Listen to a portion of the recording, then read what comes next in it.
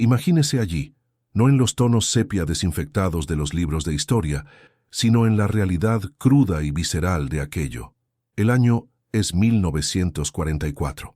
No los triunfantes desembarcos del día D, sino meses después, en lo profundo del terreno implacable y accidentado de Europa Occidental, un valle olvidado, un punto de estrangulamiento estratégico que se había convertido en una herida abierta en el mapa, un lugar donde el destino de todo un frente pendía de un hilo tan delgado como la seda de una araña.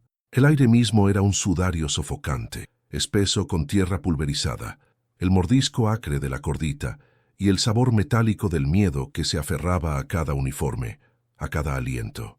Cada inhalación sabía a desesperación, cada exhalación era una oración silenciosa por la liberación. La implacable sinfonía de la destrucción se desarrollaba a lo largo del valle, una cacofonía diseñada para romper el espíritu humano, el rugido gutural que hacía temblar la tierra de la artillería que rasgaba la quietud, el estallido seco del fuego de ametralladora que resonaba en las laderas marcadas por las cicatrices, y los gritos distantes y escalofriantes que nadie que los escuchó olvidó jamás.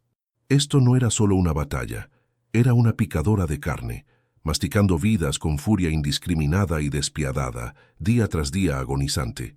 Las fuerzas aliadas, después de sus ganancias iniciales y duramente conquistadas, se encontraron inmovilizadas, atrapadas en una tenaza implacable.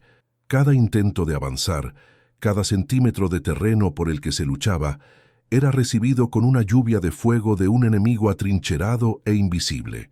Cada movimiento estratégico, meticulosamente planeado en tiendas silenciosas, parecía ser contrarrestado, anticipado por un enemigo que se movía con precisión fantasmal, convirtiendo cada patrulla en una apuesta mortal. La moral se desplomaba más rápido que un bombardero lisiado cayendo del cielo. Los informes de bajas, entregados con rostros sombríos y tonos apagados, eran asombrosos. Columnas de números que representaban hijos, hermanos, padres, desvaneciéndose en la sombría aritmética de la guerra. Los comandantes, veteranos endurecidos de incontables campañas, hombres que lo habían visto todo, miraban sus mapas con una creciente sensación de pavor, sus tácticas convencionales resultando completamente inútiles contra un adversario atrincherado y astuto. Estaban siendo superados en maniobras, superados en armas, y lenta, inexorablemente, se estaban quedando sin opciones. El aire mismo vibraba con una palpable sensación de fatalidad inminente, una cuenta regresiva silenciosa hacia una derrota catastrófica que podría alterar el curso de la guerra, quizás incluso prolongarla por años. La desesperación, un veneno frío e insidioso, comenzaba a filtrarse en los cimientos mismos de su resolución. En medio de esta abrumadora devastación, entre los restos destrozados de lo que una vez fue un tranquilo pueblo europeo, ahora solo un fantasma de lo que fue, reducido a escombros y memoria, yacía una escena de profunda ironía. Metal retorcido, madera astillada y los escombros de vidas humanas esparcidos por el paisaje, cada fragmento un testimonio de la brutal eficacia de la guerra moderna. Y allí, medio enterrado en la tierra revuelta, bajo un manto de humo y la constante amenaza de fuego entrante, yacía un objeto tan mundano, tan absolutamente fuera de lugar, que casi parecía una broma cruel, una bicicleta de niño, oxidada, rota, sus ruedas dobladas en ángulos imposibles como una escultura olvidada del sufrimiento, su cadena rota hace mucho tiempo, su timbre silencioso para siempre. Era una reliquia de una vida que ya no existía, un crudo recordatorio de la inocencia perdida, de un mundo que había sido brutalmente destrozado. ¿Quién en este infierno de barro, sangre y desesperación podría mirar un artilugio tan patético y desechado y ver algo más que chatarra? ¿Qué podría ofrecer una bicicleta rota, un símbolo de infancias olvidadas y tiempos más simples, ante una masacre industrializada tan abrumadora? Parecía completamente inútil, un testimonio de la futilidad de los objetos individuales contra la marea implacable del conflicto global. Era solo otro trozo de basura, destinado a ser olvidado, quizás eventualmente enterrado por la marcha implacable de los tanques y las botas de soldados agotados. Sin embargo, esta humilde máquina destrozada, este artefacto de una paz pasada guardaba un secreto, un plan silencioso y modesto para algo extraordinario. ¿Qué pasaría si la solución más brillante para un problema imposible, uno que había dejado perplejas a las mentes más brillantes en estrategia militar, no viniera de las pulidas salas de estrategia del alto mando o de los arsenales de vanguardia de los ingenieros de guerra? ¿Qué pasaría si surgiera en su lugar de la fuente más inesperada una mente no cargada por la sabiduría convencional, un espíritu lo suficientemente audaz como para soñar más allá de las sombrías realidades del campo de batalla? ¿Qué pasaría si la clave para cambiar el rumbo, para lograr una victoria que parecía completamente fuera de alcance, estuviera oculta dentro de la mecánica simple y elegante de un juguete de niño? Esta es la historia no contada de una guerra donde cada táctica convencional había fallado, donde el concepto mismo de victoria parecía escaparse entre los dedos, donde las probabilidades estaban en contra de la libertad misma. Es el relato apasionante de un momento desesperado, una pesadilla táctica que amenazaba con aplastar el espíritu de todo un ejército y condenarlos a una derrota segura. Y es la asombrosa historia de cómo una mujer, cuyo nombre se ha perdido en gran medida en los anales de la historia, una mujer inicialmente descartada y completamente subestimada, no vio solo una bicicleta rota, sino un destello de pura genialidad, una chispa que encendería la emboscada más atrevida y audaz de todo el conflicto. Una emboscada que no solo reescribiría las reglas de enfrentamiento, sino que salvaría innumerables vidas y abriría un camino hacia la victoria donde solo la desesperación había reinado durante demasiado tiempo. Este objeto aparentemente insignificante, este símbolo de paz olvidada, estaba a punto de convertirse en el improbable catalizador de una revolución en la estrategia de guerra. Sus simples engranajes y palancas, sus principios básicos de movimiento y tensión, inspirarían una innovación que nadie en el poder podría haber concebido jamás. Prepárese, porque lo que está a punto de descubrir desafiará todo lo que cree saber sobre héroes, sobre innovación y sobre el verdadero costo de la guerra. Este es el capítulo convincente, y no contado de cómo un mecanismo desechado y el espíritu audaz de alguien que se atrevió a recoger sus piezas convirtió un valle de la muerte olvidado en el crisol de un triunfo legendario. El escenario para esta improbable revolución fue establecido por las sombrías realidades del frente occidental, un teatro de guerra donde el estancamiento se había convertido en el enemigo más mortífero. Era finales de 1944, un período a menudo eclipsado por los avances iniciales y las ofensivas finales y arrolladoras. Sin embargo, en este bolsillo olvidado de Europa occidental, específicamente una serie de valles profundamente atrincherados y crestas boscosas cerca de la línea Sigfrido, un formidable sistema defensivo alemán, el avance aliado se había detenido por completo. Esta región, un corredor vital hacia el corazón industrial, se había convertido en un cementerio para las tácticas convencionales y las vidas humanas.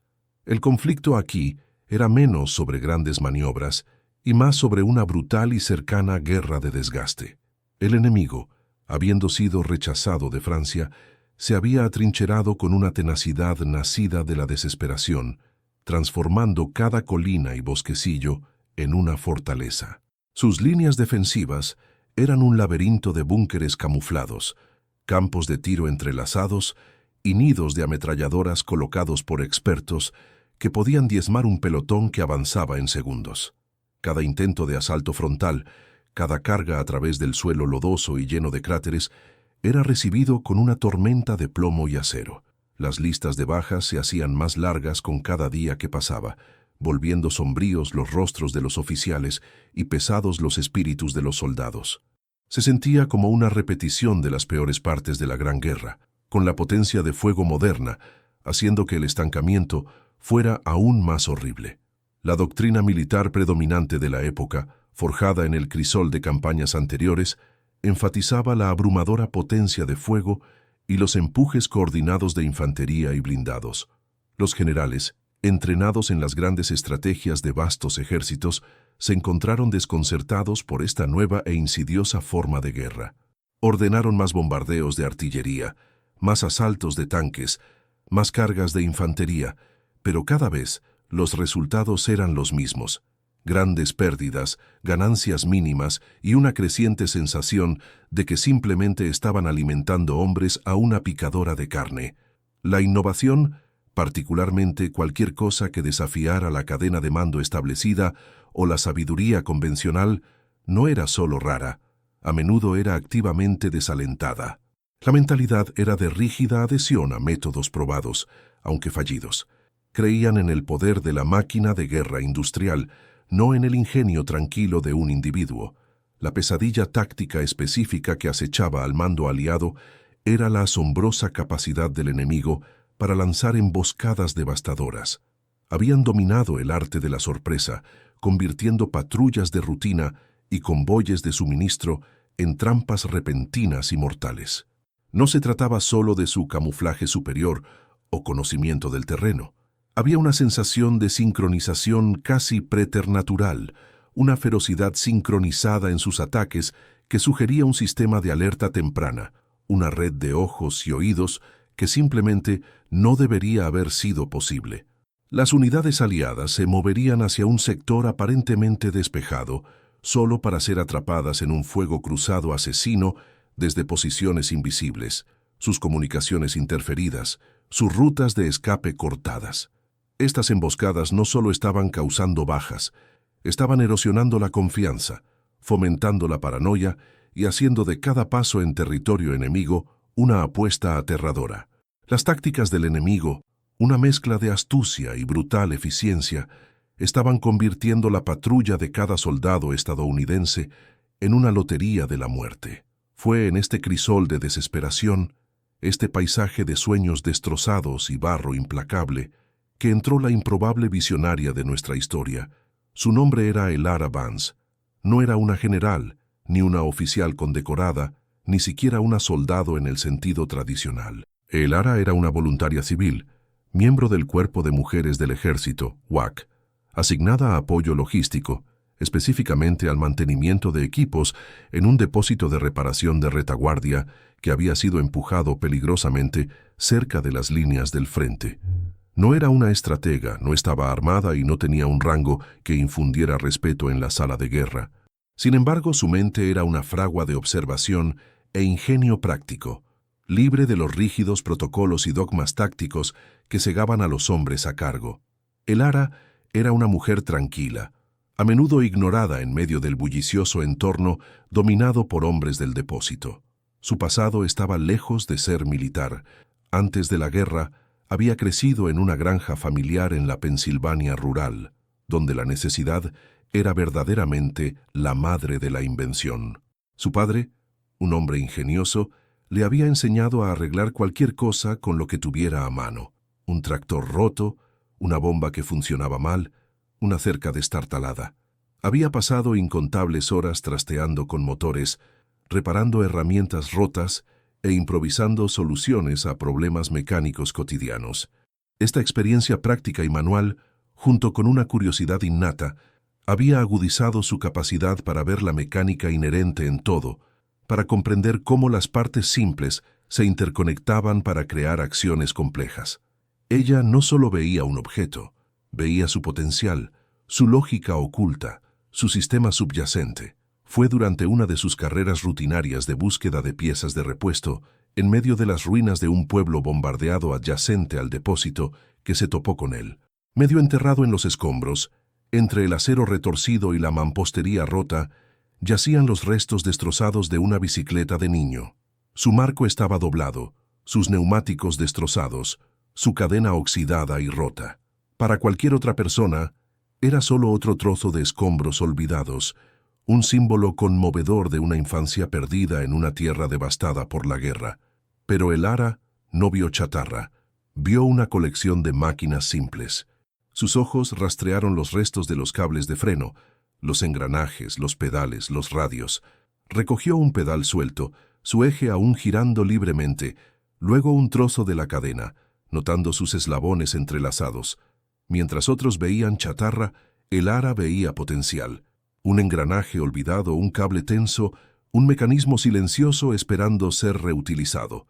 La elegancia simple de su diseño, como una pequeña entrada de fuerza, podía traducirse en movimiento de rotación, como la tensión en un cable podía activar un freno distante, resonó profundamente con su mente práctica y resolutora de problemas.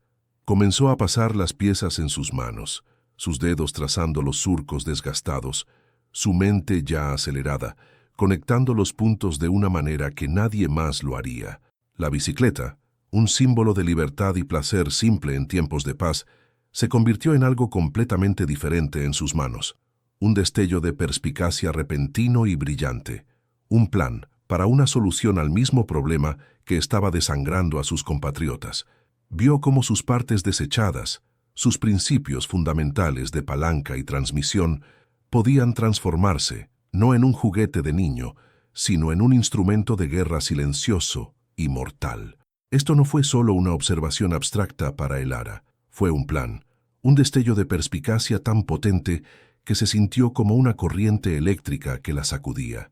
Vio cómo la mecánica simple de la tensión y la liberación de los engranajes que traducen la fuerza podía ser escalada y reutilizada. Su mente, libre de las rígidas doctrinas de la estrategia militar, comenzó a esbozar un sistema radicalmente nuevo, una red de cables trampa, casi invisibles, conectados a una serie de activadores mecánicos y silenciosos. Estos activadores, inspirados en el mecanismo de freno de la bicicleta, no solo señalarían una advertencia, sincronizarían una emboscada devastadora y planificada previamente, permitiendo a las fuerzas aliadas desatar una potencia de fuego abrumadora con precisión milimétrica, antes de que el enemigo siquiera supiera que estaban allí. No más asaltos frontales costosos, no más patrullas a ciegas. Se trataba de usar el sigilo del propio enemigo contra ellos, utilizando sus movimientos para sellar su destino. Con los esquemas preliminares formándose en su cabeza, el Ara supo que tenía que presentarlo. Se acercó a su superior inmediato, un sargento mayor rudo pero no cruel llamado Henderson, quien, para su crédito, escuchó con una mezcla de desconcierto y curiosidad a regañadientes. Vio la chispa en sus ojos, la inusual intensidad. Aceptó organizar una reunión, aunque le advirtió que no esperara mucho. No están exactamente entusiasmados con las ideas nuevas, especialmente de cualquiera fuera de sus círculos habituales, el Ara, había dicho. Su mirada se dirigió a su uniforme WAC. Fue una advertencia suave, pero la implicación colgaba pesadamente en el aire, espesa con los prejuicios tácitos de la época. La reunión tuvo lugar en una tienda abarrotada y llena de humo que servía como puesto de mando improvisado. Alrededor de una mesa maltrecha se sentaba un puñado de oficiales superiores, sus rostros marcados por la fatiga y la frustración de semanas de estancamiento. Entre ellos estaba el capitán Thorne, un hombre cuyo porte severo y adhesión inquebrantable al protocolo eran legendarios. Era un veterano del norte de África y Sicilia, un soldado de soldados, que creía en la disciplina, la potencia de fuego y el poder inquebrantable de la fuerza convencional. Miró a el Ara, una joven con un uniforme verde oliva, con una expresión que rozaba el desdén absoluto. El Ara, su voz sorprendentemente firme a pesar de la audiencia intimidante, expuso su propuesta. Habló de alarmas silenciosas, detonación sincronizada, usando el acercamiento del enemigo contra ellos. Incluso trajo un diagrama toscamente dibujado que ilustraba cómo la tensión en un cable podía liberar un mecanismo de resorte activando múltiples puntos simultáneamente. Explicó cómo las piezas recuperadas, viejas cadenas de bicicleta, mecanismos de resorte desechados de radios, tramos de cable de comunicación, podían adaptarse. Un pesado silencio siguió a su presentación, puntuado solo por el crujido de una radio distante.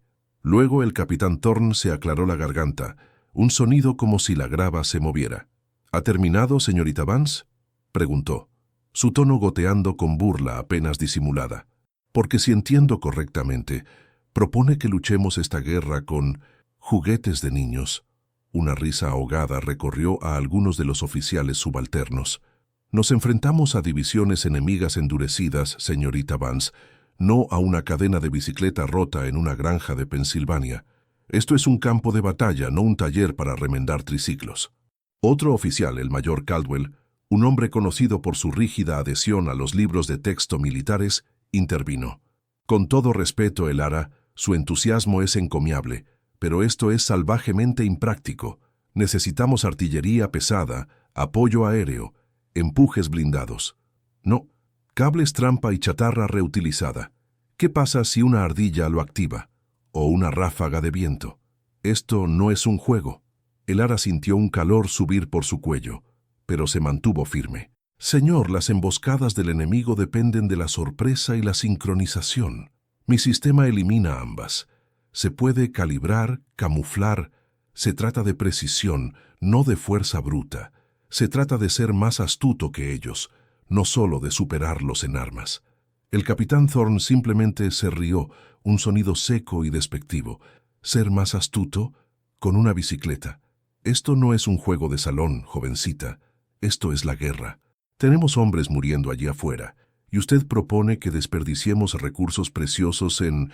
Esto, señaló vagamente su diagrama, como si fuera un garabato ofensivo. Mi recomendación es que la señorita Vance regrese a sus deberes en el depósito de reparaciones y se centre en para qué ha sido entrenada.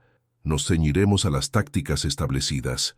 La reunión terminó abruptamente, su idea rechazada sumariamente, su pasión recibida con ridículo y un muro de escepticismo arraigado. Elara salió de esa tienda sintiendo una profunda sensación de frustración, una ira ardiente por su mentalidad cerrada. El aislamiento era palpable. Era solo una mujer, una civil, atreviéndose a desafiar la sabiduría de hombres militares experimentados. A sus ojos era una anomalía, una voz irrelevante en un coro de autoridad masculina. Su visión innovadora, nacida de la necesidad y la observación, fue descartada como ingenua, incluso infantil, pero Elara Vance no se dejó disuadir fácilmente. El rechazo, en lugar de aplastar su espíritu, encendió una feroz determinación. Sabía que su idea tenía mérito, una elegancia práctica que eludía a los pensadores convencionales. Si no le daban apoyo oficial, encontraría otra manera. El desafío inmediato, sin embargo, era inmenso, una completa falta de recursos. No tenía presupuesto, ni formularios de requisición, ni líneas de suministro para su máquina de guerra, inspirada en la bicicleta. Cada componente, cada cable, cada resorte tenía que ser recuperado. Sus días se convirtieron en una búsqueda implacable a través de los desechos de la guerra.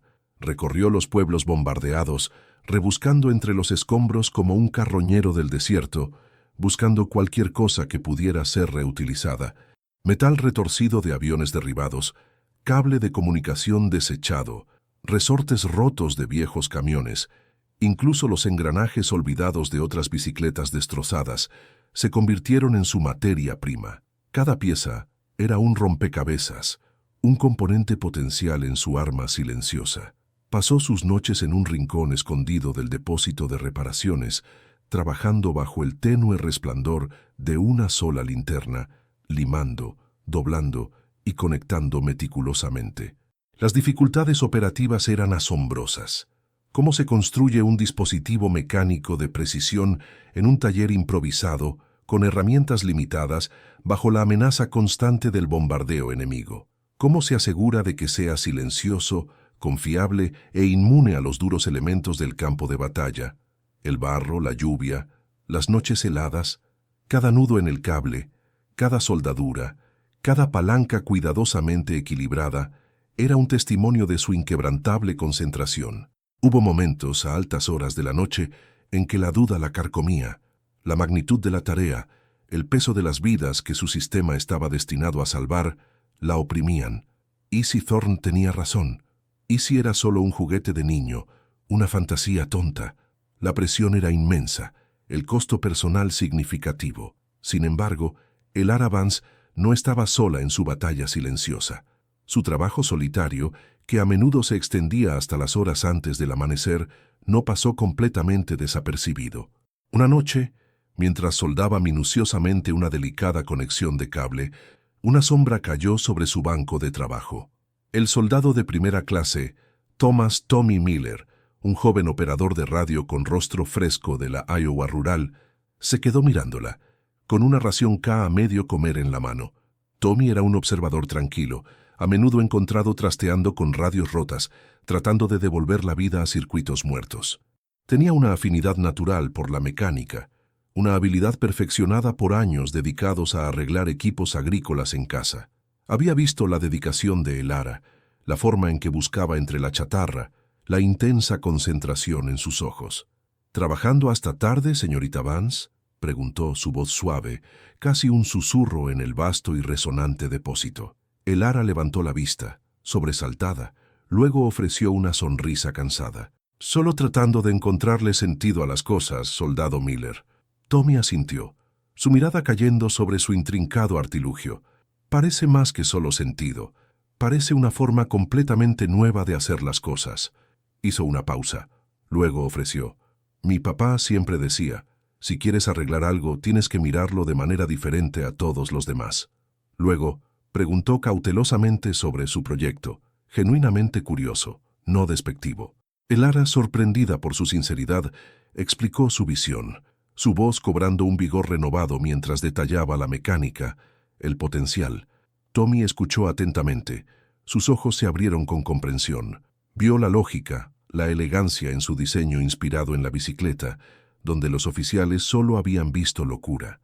A partir de esa noche, Tommy se convirtió en su aliado encubierto. Utilizó su acceso a la tienda de comunicaciones para recuperar tramos de cable de señal resistentes, esenciales para la red de cables trampa de Elara.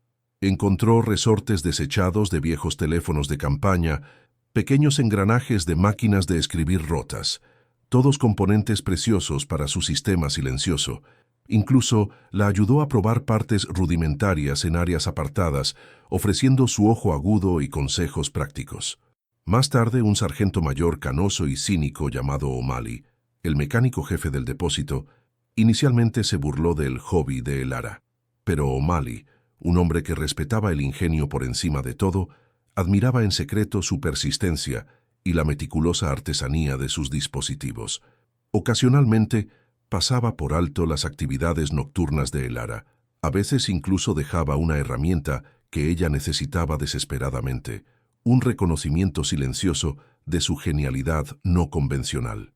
Estos pequeños actos de desafío, estas alianzas tranquilas, alimentaron la determinación de Elara, transformando su lucha aislada en una misión compartida, aunque tácita.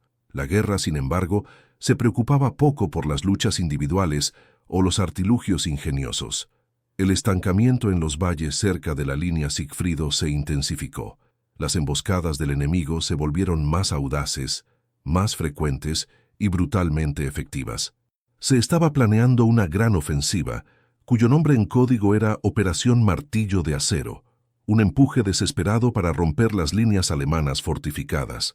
Las escaramuzas iniciales, sin embargo, fueron desastrosas. Las patrullas enviadas a reconocer las posiciones de avanzada del enemigo fueron diezmadas, atrapadas en el fuego cruzado sincronizado y familiar. Las bajas aumentaron y la moral de toda la división se desplomó. El capitán Thorne, generalmente estoico, paseaba por su tienda con un palpable aire de desesperación. Sus tácticas convencionales, su creencia inquebrantable en la fuerza bruta, los habían llevado a un atolladero de sangre y barro. Una noche, después de que otra patrulla no regresara, Thorne, con el rostro marcado por el agotamiento, llamó al sargento mayor Henderson. «Henderson», ladró, «estamos sin opciones. Cada movimiento que hacemos lo anticipan. Es como si tuvieran ojos y oídos por todas partes». Henderson, viendo su oportunidad, se aclaró la garganta. «Señor, hay una idea, de la señorita Vance, la del artilugio de la bicicleta». Thorne se burló, pero la habitual réplica despectiva murió en sus labios. Estaba desesperado. «¿Qué es?», preguntó, su voz desprovista de su habitual desprecio, reemplazada por una resignación cruda y agotada. «Dígame». A regañadientes, Thorne autorizó una prueba limitada, un único sitio de emboscada cuidadosamente elegido para el sistema de Elara. Dejó claro, esto era un último recurso, una locura que no podían permitirse, y si fallaba, ella sería considerada responsable. Elara, con Tommy y un puñado de otros curiosos soldados que había reclutado discretamente, trabajó febrilmente durante la noche. Instalaron su red de cables trampa y activadores, sincronizados en una sección densa y cubierta de maleza del valle, una ruta de patrulla enemiga conocida. El sistema fue diseñado para ser casi invisible, los cables delgados como seda de araña, conectados a pequeños mecanismos camuflados que se parecían a nada más que rocas o raíces desechadas. Cada mecanismo estaba enlazado, por lo que la perturbación de un cable desencadenaría una respuesta coordinada en varios puntos, desatando una descarga de fuego de ametralladora y proyectiles de mortero previamente apuntadas sobre la zona de emboscada. Era simple, elegante y completamente no convencional. A la mañana siguiente, el aire estaba espeso con una tensión nerviosa que no tenía nada que ver con la ansiedad habitual del campo de batalla. Un pequeño grupo de oficiales, incluidos Thorne y el mayor Caldwell, observaba desde un puesto de observación oculto, sus binoculares apuntando al suelo del valle. El ara, con el corazón palpitante, se paró a su lado, con las manos fuertemente agarradas. Las horas se arrastraron, cada minuto sintiéndose como una eternidad. Luego, un leve crujido en la maleza. Una patrulla alemana, una docena de hombres, se movió con cautela hacia la zona de aniquilación designada. Estaban confiados, sus movimientos fluidos, sus rifles listos. No tenían idea de que estaban caminando hacia una trampa tendida, no por la estrategia de un general, sino por el ingenio de una mujer. Un temblor apenas perceptible en el follaje. Uno de los soldados alemanes a la cabeza, su bota enganchándose en un cable casi invisible, tropezó. En ese instante, el sistema de El Ara, inspirado en la humilde mecánica de un freno de bicicleta, cobró vida. Una serie de clics suaves, casi inaudibles, resonaron en el valle, seguidos inmediatamente por una erupción sincronizada de fuego. Las ametralladoras abrieron fuego desde posiciones ocultas, sus trazadoras cosiendo el aire, y los proyectiles de mortero llovieron con aterradora precisión. La emboscada fue rápida, abrumadora y completamente devastadora. Terminó en menos de un minuto.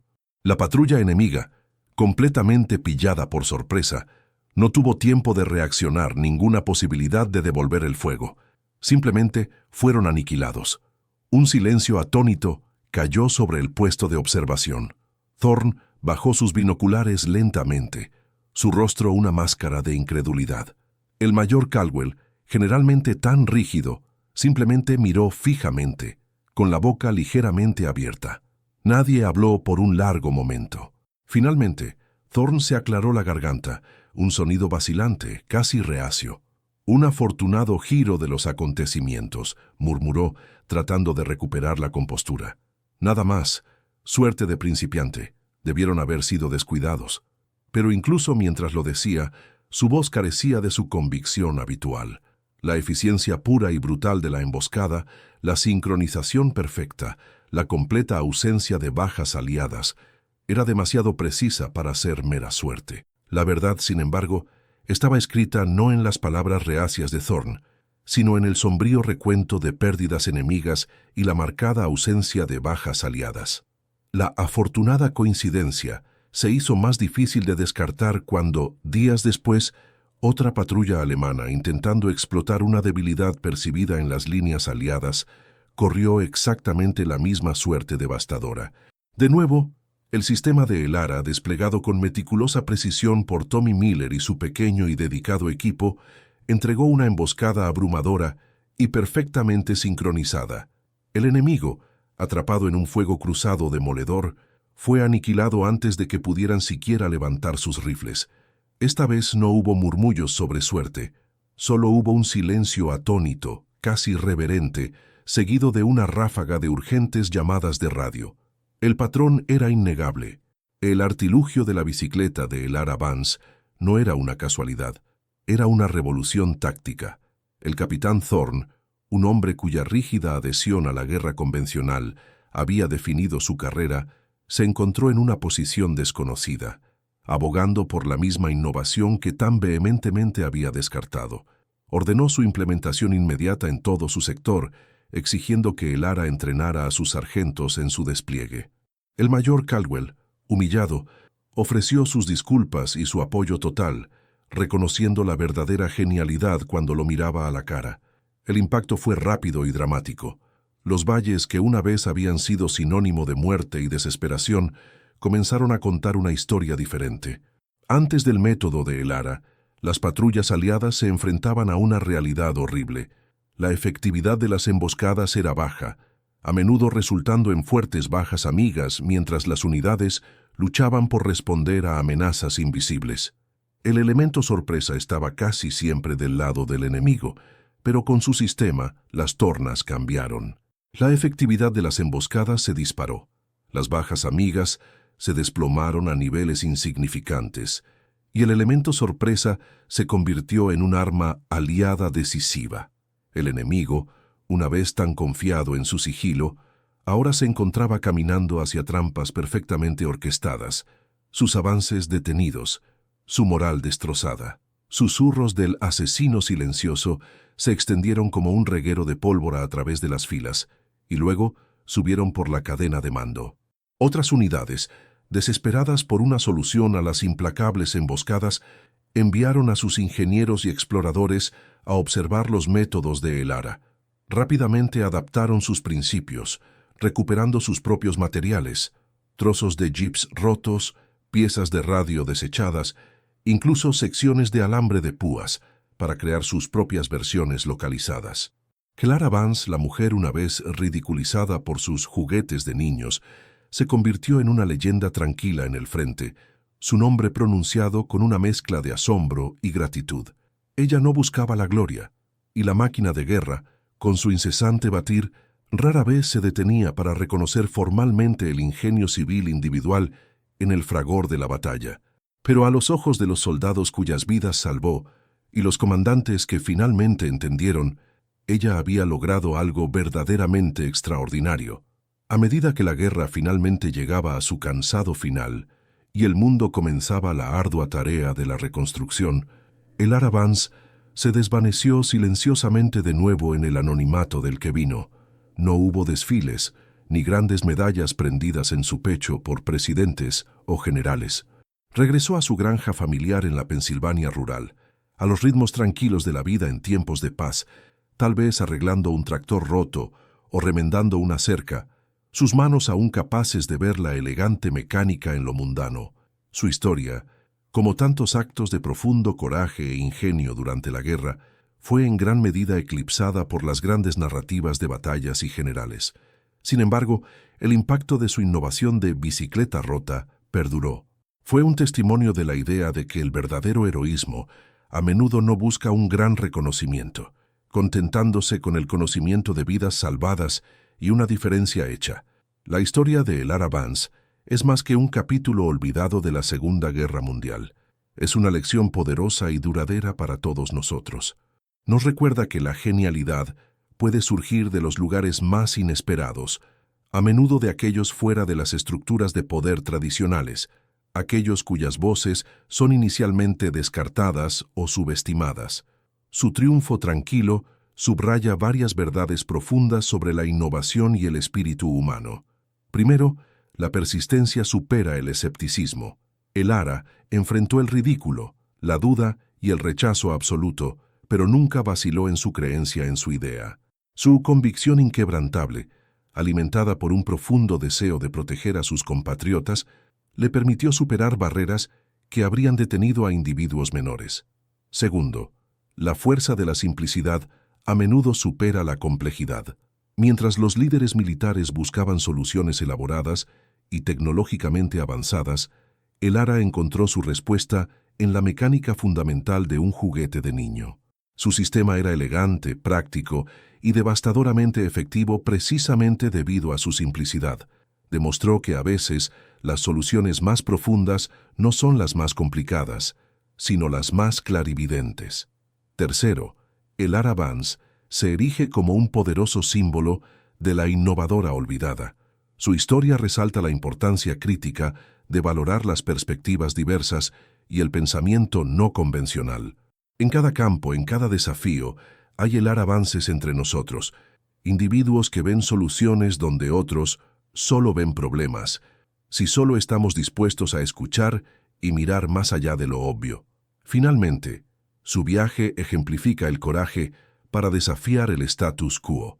Se necesita una inmensa valentía no solo para enfrentar al enemigo en el campo de batalla, sino para proponer y defender ideas radicales en entornos conservadores, especialmente cuando esas ideas provienen de una fuente inesperada. El Ara se atrevió a ver el mundo de manera diferente, y al hacerlo lo cambió. El Ara Vance demostró que a veces las mayores victorias son provocadas no por grandes diseños o fuerza abrumadora, sino por una simple bicicleta rota y el espíritu audaz de alguien que se atrevió a recoger sus piezas y reensamblarlas en algo completamente nuevo. Su legado no se trata solo de una emboscada inteligente, es un testimonio del poder del ingenio humano, el triunfo de la observación sobre el dogma y el heroísmo tranquilo de aquellos que se atreven a innovar cuando toda esperanza parece perdida. ¿Qué piensa de la historia de El Ara? ¿Ha oído hablar de otros héroes olvidados o innovaciones pasadas por alto que cambiaron el curso de la historia? Comparta sus pensamientos en los comentarios a continuación. Si esta historia de genialidad inesperada resonó con usted, por favor haga clic en el botón de me gusta, suscríbase para más narrativas históricas no contadas y comparta este video con alguien que necesite un recordatorio de que las mayores soluciones a menudo provienen de los lugares más improbables.